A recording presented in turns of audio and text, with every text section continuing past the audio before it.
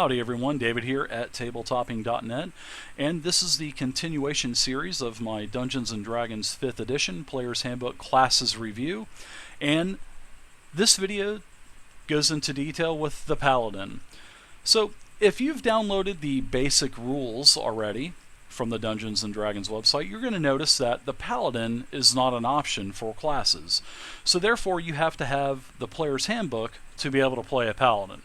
Now, the Paladin is the backbone of the group. It can be, much like the fighter. Now, the Paladin believes in justice and truth and has high moral standards throughout society. So, if you want to play a Paladin, there's 7 pages in the Player's Handbook. And as you can see, all of the pages are beautifully done. It's chock-packed full of information, and the art is really nice as well. Now the Paladin, on the matrix here, you can see that there's levels 1 through 20. And this chart tells you how your proficiency increases as you level. Every time you level, it'll tell you what you get as a reward for leveling, so your character always advances and progresses in power. And this also gives you your spells per day. Now, the first couple pages of the Paladin here has a lot of information on choosing the Paladin and ways to play a Paladin and create a Paladin. So the class features of the Paladin, basically there is a D10 that is for your hit points per level. This also goes into your proficiencies between armor, weapon, any kind of tools.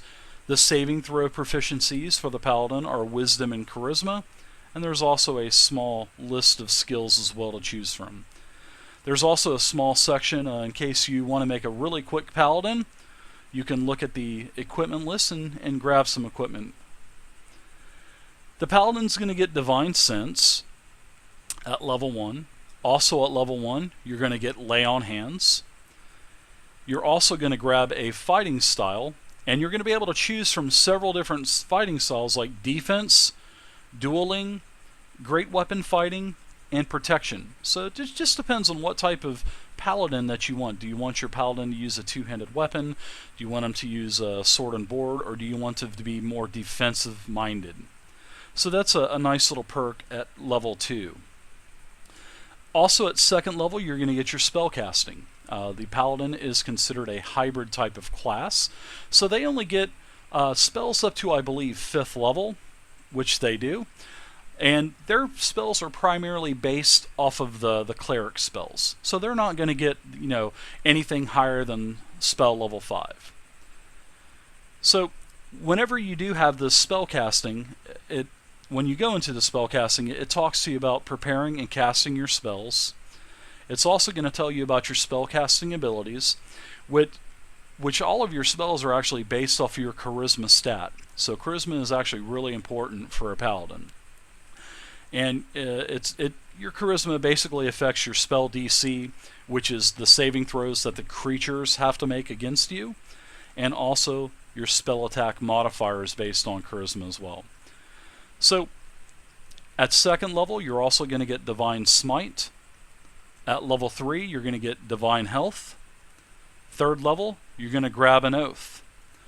Now, Oaths are like an archetype, and every class in Dungeons & Dragons 5e gets archetypes, and there's many different types of variations of all the different classes. And the Paladin has 3 different types of oaths. First off, they have the Oath of Devotion. They also have the Oath of the Ancients and the Oath of Vengeance. So we'll talk about those here in a little bit, but you will get to choose an oath which will add more skills and more power and more flavor to your Paladin as you level as well.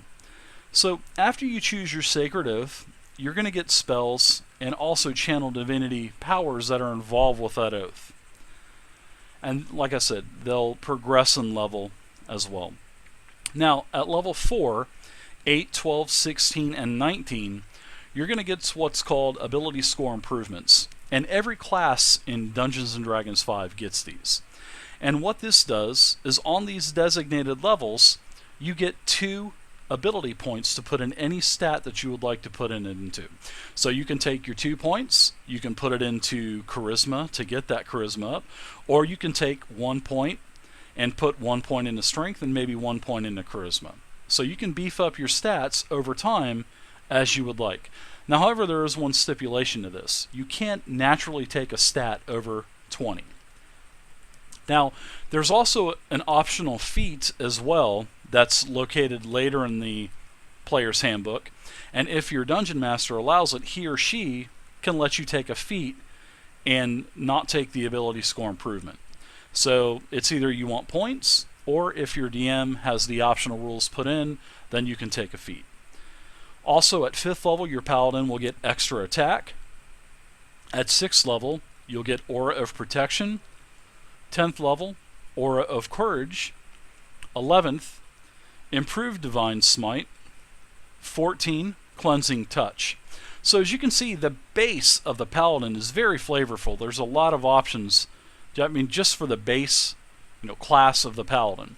Now, as we talked about the Sacred Oaths, you're going to have to choose one at level 3. And there are 3 for the paladin. Now, the first one is the Oath of Devotion. So, the Oath of Devotion is pretty much going to add more flavor on top of everything else that's baseline of the paladin. And the Oath of Devotion actually has tenets which actually make you hold true to your oath. So it's honesty, courage, compassion, honor, and duty. So basically this is for your lawful type of characters, this type of oath. And you can see that here is also a list of spells that you will also acquire if you choose the Oath of Devotion.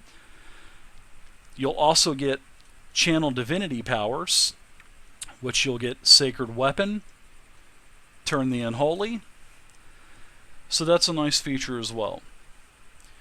At 7th level, you'll get Aura of Devotion. And at 15th level, you'll get Purity of Spirit. And finally at 20, you'll get Holy Nimbus. So that pretty much covers everything for the Oath of Devotion. Now there's Oath of the Ancients as well. Oath of the Ancients is more of a type of nature-based type of oath. And you will get the tenets of the Ancients, which also, like the Oath of Devotion, pretty much holds you to standards while using this oath.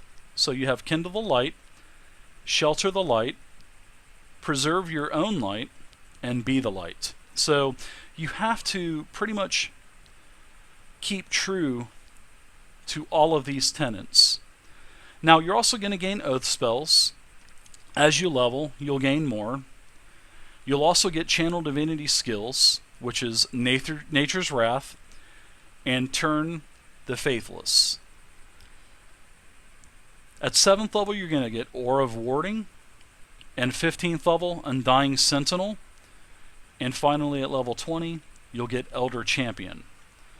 Now, also one last thing on this page, there's a small little box here that talks to you about breaking your oath. When you break the tenets. So here's all of the ramifications that can happen between you and the DM if you decide to not, follow the tenements of the different oaths. Now the last oath is pretty intriguing. This is the Oath of Vengeance, which is pretty much the opposite of Oath of Devotion. Now you can see that the tenets for the Oath of Vengeance are fight the greater evil, no mercy for the wicked, by any means necessary, and restitution.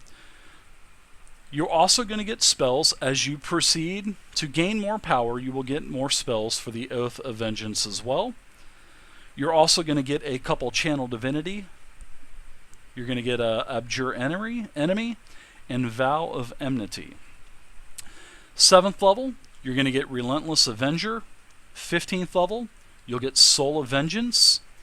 And 20, you'll get Avenging Angel. That sounds interesting. So that's pretty much it for the Paladin. There's 7 pages. As you can see, we've gone over a lot. There's tons of information here. Lots of beautiful art. Not only in the Paladin section, but all throughout the player's handbook. So if you have the basic rules, I hope this has actually helped you a little bit. And, help you decide if you want to pick up that player's handbook or not. So I hope you've enjoyed the video. Please feel free to leave a comment down below. Once again, my name is David at tabletopping.net, and until next time, good gaming, everyone.